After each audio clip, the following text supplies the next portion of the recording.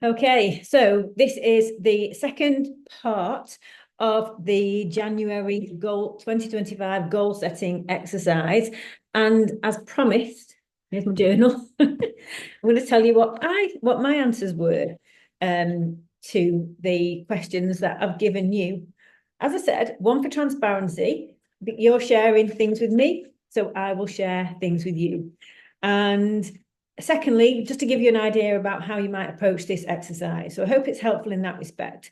But I think what's important here is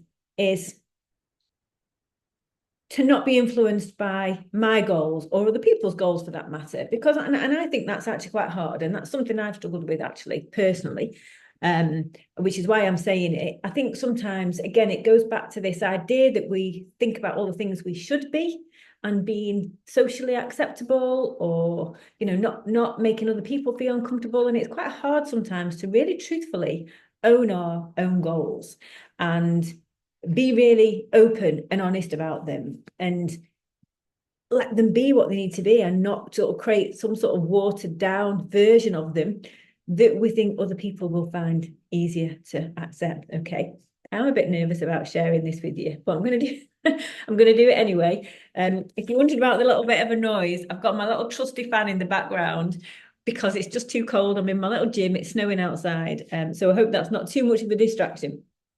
Okay, so first question, I'll get straight in. What do I really want for myself? Okay, now I'm going to just give you a little bit of a story here for context, because when I was 33, I went to live in Italy for a year. I had a year out of work, and my great grandmother was from a little village in Tuscany called Coloretta, and I went to live there. And while I was there, I made friends with a woman called Secunda, and she was in her late 70s by then, and she was just a machine. And while I was there, my mum and dad they started going to Colorado before I did, but they would come over. They came over extra while I was living there and had more holidays. And we got to know this woman really well. And she was just, my dad used to say, she's my heroine. And I remember one time they had land, it was very rural, so people had their own sheep and cows and made their own hay and stuff like that and chopped their own wood up. And I was renting a house off her. So I helped her a lot. I had nothing to do. I wasn't working. So I went down and I helped her do the hay, which would involve going up and down fields and literally by hand turning over hay and then getting the bales and chucking them over onto lorries and then putting them into a barn. And anyway, we did all this stuff, and we'd be outside and it was backward breaking, long days, hot. And her husband was older. He was in his 80s. So it was me and her husband and my husband at the time. I was married. So she had two random strangers helping her and her husband in the 70s and the 80s do all these manual jobs. So I got a real glimpse of what she was like. And we would work all day and have a break for lunch. She'd go home a little bit before us and hand make pasta. So we would have a 3-course meal with her every day with homemade, handmade pasta, no machines. So she would roll out something like, pasta and make ravioli or tortellini, and we'd go to this amazing meal that must have been hard work. Then they'd have a bit of a sleep for an hour, then we'd go back and finish off. So she would run rings around us. Whatever we did, she did 2 or 3 times as much, and she was no nonsense. She was just like a machine. So as I said, my dad used to say, she's my heroine. This is what I want to be like when she's older. And we would talk about this because you didn't see women like that at that age in Manchester when I was growing up. My nana sat in a chair, both nanas sat in a chair, and someone brought them a cup of tea. That was what they did. So this was just a revelation, and we both absolutely loved it. Now, so that's part of my goal, and I have this picture in mind of me being this, and I'm reading now because I just want to write what I've done now. A strong, fearless, powerful. She took no nonsense. She was as capable as she had ever been. And, that's the person I want to do. And, my daughter is 7, she's 18 this month. It's going to really upset me when she's older, and it upsets me now because she doesn't want to do stuff with me. So a big part of my plan is for me and Tim to do things together that are adventurous when she's older. I didn't want to just be sat in my house, not doing anything, wait until she came home, like my nana, sat down in a chair for like 20 years. So So that's my goal. And that means working out. It means getting strong. It means taking care of myself. And one of the things that I've spoken quite openly about is my eating habits. I grew up with a mum that was always on a diet, never sat down, had a proper meal. We would eat and she would stand at the sink eating Rivitas and stuff. And now I know that, especially in perimenopause, snacking was a big thing. So as soon as I felt uncomfortable or frustrated or overwhelmed, I'd just find myself with food in my mouth or my hands. I don't even know how it had got there.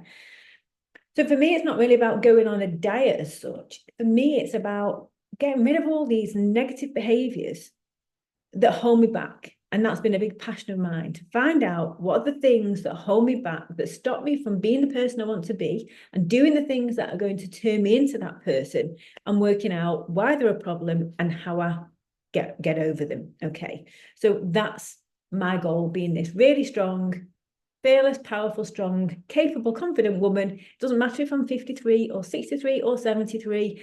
I'm going to do the work to make myself be that person. All right. I've not told anyone this. I'm not even told it to Tim. He would probably know from what I go on about, but anyway, but there you go.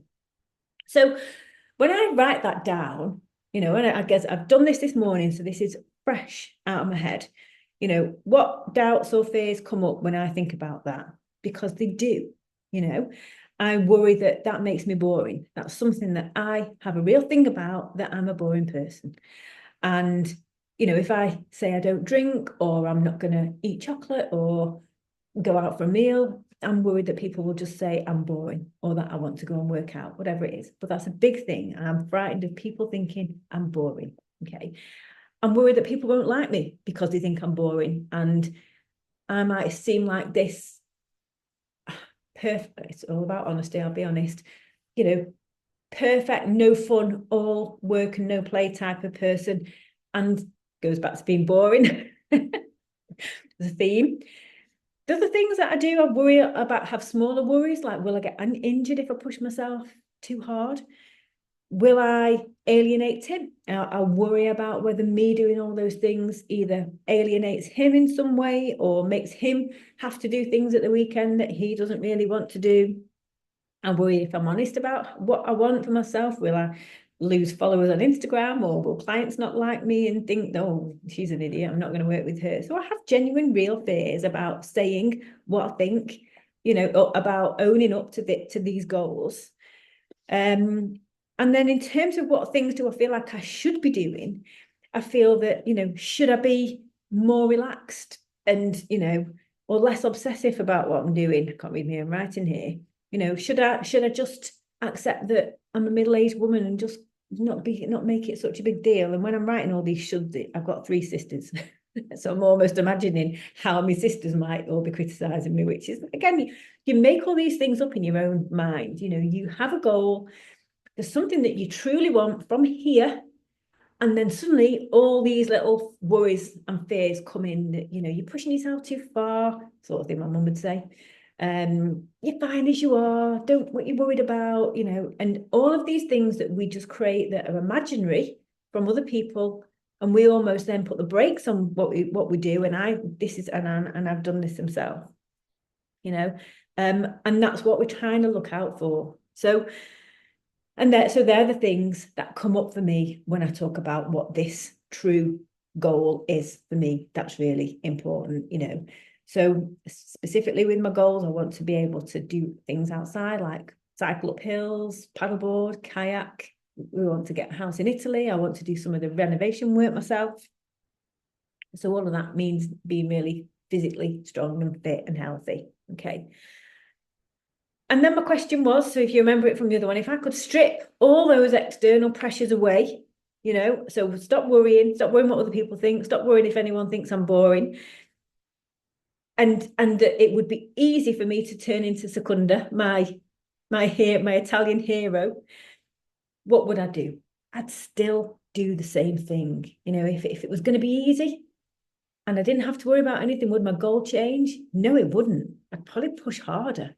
I'd probably more of that, stronger, fitter, more intrepid, more adventurous. So you can see by asking, I was able to see by asking myself those questions that, what's holding me back, and almost test out how valid or real my goal was by just looking at it in that perspective. So the next question, would be, what changes, sacrifices, or compromises will achieving that goal take? Okay. And that's really with me looking at the things where I struggle and where it falls down, the little bits of sabotaging behavior that I do. Okay. And so the changes would be, well, let's talk about changes that I would need to make to be there is really committing to my workouts and being prepared to push harder. So I work out maybe about 3 times a week at the moment. I'm trying to run. I don't always manage that. I have had some injuries not this year, last year. So there's things I know about my body that are weaker. So it's about me doing a little bit more work outside of my main workouts, which are the strength, to give me more strength in the areas that are weaker for me. So I've got some weaknesses in my shoulders and in my feet that I know about. And then, snacking, I have to be prepared to let snacking go, because that's the thing that I have a constant battle with. I'm not necessarily eating junk, but I'll have extra nuts. I'll have sort of dessert, like yogurt type things after I eat, and that or in the afternoon. And that always is when I'm struggling with something, when I'm feeling uncomfortable. And it's never because I'm hungry, because the meal plan that I have, if I stuck with it to the letter, which is a brilliant meal plan, it's dead easy for us to follow. As I say, me and Tim, we both like it. So when I commit to that meal plan, it works beautifully. I only sabotage it because I'm struggling with something. I'm not doing something. I'm holding myself back, as we say. So the changes I have to make, I guess, are being 100% committed to my meal plan, letting snacking go, and being prepared to sit with those feelings when they come up, which I do sometimes. It works for me sometimes, other times I don't. And then just commit to my workouts, be prepared to push a bit harder, not hold myself back, schedule in those extra workouts for some of my smaller muscles, and also stick with it at the weekends. So again, by the weekend, I can feel a little bit wanting a bit of a change. Sometimes I can navigate that quite well. Other times I can't. And these might seem like really small things, actually. And what I want to say is, when I think about those things, they seem tiny, and I make 90% of the effort. But 90% of the effort means that you just stay where you are. And I want to progress. So that's where you have to get to 95 to 100 sometimes. So you're really putting the maximum effort in.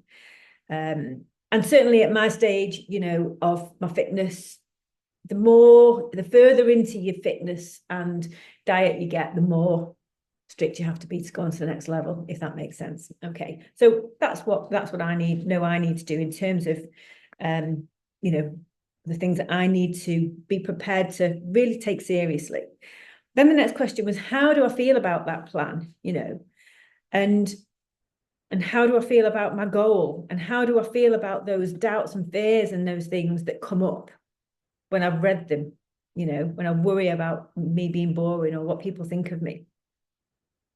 And when I asked myself that question, I thought, actually, I feel fine, I feel, when I think about my doubts and my fears like that in the cold light of day, is written down on a piece of paper, I don't actually care about them. It's when they're in my head, going round a bit, putting the brakes on, reining me back a bit, and I don't notice them doing it, that's when they cause a problem. But actually, when I write down now and say to you, almost, I'm worried that people think I'm boring, really, I just don't care. I'm a grown-up. I'm not really bothered what people think about me anymore. Is that a benefit of being older? You just don't care. I don't know. So, and I feel quite strongly now that I want to be myself. You go through I've got a teenager, you see what all those pointless insecurities are that you go through when you're younger. And we've all been there, and I've been there. And it's such a waste of time. And I want to be free of all that now. So when I write these things down, they're there in the background. They do affect me. But actually, when I shine a light on them and really face into them and really own them and see that they're there and write them down, actually, they don't bother me as much. And I feel like I'd rather be myself, and I'd rather be honest about my goals and be happy to talk about them than actually hiding them or worried about what I'm doing. Things that I worry about are the fact that, I don't really go for meals very often. I don't drink, so I don't really want to be sat in pubs. And I'm okay with that. Yes, for some people, that might be what they most enjoy. Good for them. And I mean that genuinely, not sarcastically. But for me, I'd rather be out in the fresh air all day, being active and in bed early. And if that's boring for some people, then fine. I have to, that's okay. And I like to be in bed early, wake up feeling brilliant. And that's me. And it's about thinking, right, okay, yeah, I'm all right with that. Well, letting go of that idea of being, of being boring. So my next question then is, if I don't make the commitment to doing these things and really stop messing around, not keep, get out of that half in, half out place of doing some of the work, but not really pushing hard enough and not getting the benefits. If I don't make that commitment, if I don't do that, what's the consequences? And if I know now, if I don't make that commitment to push myself in the way that I've talked about, I know I'll get weaker and I'll struggle more with being active. And I'm, as I say all the time, I'm 53 and I've been a personal trainer for the last 4 years. Before that, I've got a long history of working out, running, strength training, but I have seen changes in the last year, despite me being actually consistent with exercise. My grip strength is worse. It's a bit better now because I've worked on it. My gait changed. I was talking about that with a new client that came on board who noticed that her gait had changed. I noticed my gait had changed. How I was walking had changed. And I know why that was because I wasn't using certain muscles correctly. I've had some shoulder issues, I've had some feet and calf issues, and all of these things, it's, I don't like to admit to aging, but the truth is, as I'm learning, we have to pay attention to all of our body. And really, it does take more effort now. And it highlights the importance of me being really committed to my strength training and my cardio, and then and also taking my nutrition seriously, because I know when I'm not paying attention to my weak points, not doing the training, then I am potentially going to be weaker down the line. I know that when I'm getting into a bad rut with snacking again, it's because something's off in my life. And as I said before, I don't want to be the sort of person who is hiding away from things that are bothering me by eating. I want to put the food down, work out what the problem is. Okay. So the problem is not the food. The problem is the thing that I'm using the food to mask. All right. And I think if I don't really face up to addressing that, that's going to hold me back from doing the things I want to be in the future. And, that scares me. I think that would be so sad to get to a point. My dad died a few years ago. We're of that age where we lose people, and it's in your mind, isn't it? You're not going to live forever. And sounds macabre, but again, I'm being totally honest with you. I would hate to be on my deathbed and not think I'd live my life to the full. How, that is just a tragedy. And I think when you get to a point, tearing up, when you get to the point where you do lose people, it makes you realize that you're still here. And it's a gift, So that's the consequence. And that's a real tragedy. And I suppose, you know, when I talk about the Italian lady, you know, my dad didn't quite, that was his hero too, his heroine. And he didn't quite get to be her. And, you know, he probably didn't commit either and could have probably done more to look after himself. And he didn't. And he was too young when he died, you know. So part of me is honouring him and almost doing that for him and me. I don't mind that this is quite emotional because I do think that, you know, taking care of your health is important, isn't it? You know, so I'm not going to go on about it because I'm not going to fully cry for you, but hopefully you get to see how I've found something in this process that is so important and it's not trivial. It's really important. So when I take myself to that place by saying, if I don't do this, what will happen? And I really get honest about what the consequences are and how what that means to me on a personal level, then that makes me feel that the extra work I have to do to commit to those extra little changes to my nutrition and to my exercise is worth it. It's worth it. You know, it's not about vanity. It's about me being the person I want to be. And that's, you know, you've just seen that. That's really important to me. And like I said, if I honestly didn't do that, I would regret that for the rest of my life. So when I've gone through all of those questions and then, you know, asked myself, I'm losing track now, what was question 10?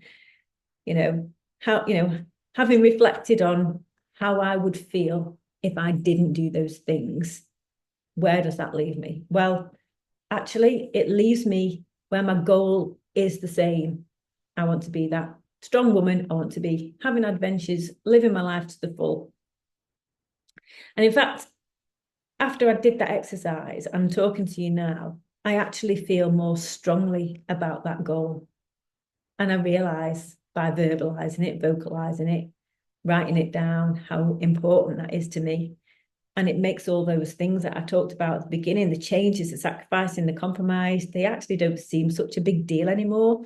They seem really easy. They seem really obvious. And that's helped me feel more committed to doing those things.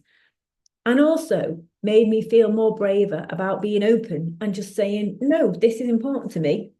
I don't need to put just any justification in. It just is. And it's made me feel stronger about actually owning what I want and going for it. So 10, last question. You know, what help or support then do I need to do those things? And I mean, this was an interesting one, actually. I mean, I did realize when I looked at when I asked myself that question that a lot of it is down to me. It's about scheduling things in. It's just about putting it in my diary and sticking with it and reminding myself that it's important. But then the other thing was telling people about it. You know, again, I'm not always as open, I'm not as open with Tim as I just have been to you. But telling people about what I'm doing and getting them to respect my boundaries. You know, if I want to eat in a certain way, I shouldn't have to be apologetic for it or worry that it's going to affect what they eat. I live in a house full of people who can sort themselves out. My kids are older. I'm past that stage where I have to be spoon feeding people. So it is about being honest, being open with the people around me and getting them to respect my boundaries too. You know, and again, not having those little voices come in that makes me think I'm being selfish or, you know, self-centered, selfish, you know, or belittling myself in some way. And that's what is the key to getting things done. Me being honest about these things are being important, me being prepared to commit to them, doing the little jobs that I need to do, planning out my diary, planning out my meals, getting the shopping in, sharing the cooking with Tim. That's a big one because I get really resentful if I do most of the cooking. And, or feel that because I'm working at home, it's my job to put the dinner on. I mean, I'm working all the time. So, I can share, we can share that. So it is about looking at what that big picture is and making sure that I'm not doing more than my fair share. It might be my goals, but there's things that are happening in the house, I should say, that can erode my time if I'm not careful. I don't know what you're like. If your kids ask you to do something, I can see my daughter asking me before she even probably thinks about it herself, and I'm ready to drop things at a moment's notice. Because I'm so grateful that she's come to speak to me or needs me for a minute that I literally just, yeah, of course I will. And that's not good. I should make her wait for things and let her know that I'm doing things that are important for me, because she's got no problem in telling me that she's doing things that are important for her. So yes, so that's me. And for me as well, what I think is important for me is having accountability, being open, talking with people who are close to me about my goals and why they're important, because I think that's a process of me owning them and me not feeling that I have to hide them away from people or being a little bit self-conscious about them in case what people think about it.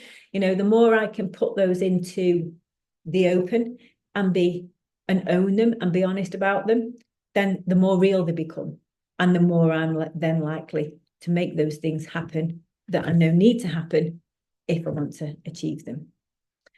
So that was my version of the answers to the questions that I've put to you. So I hope that's useful.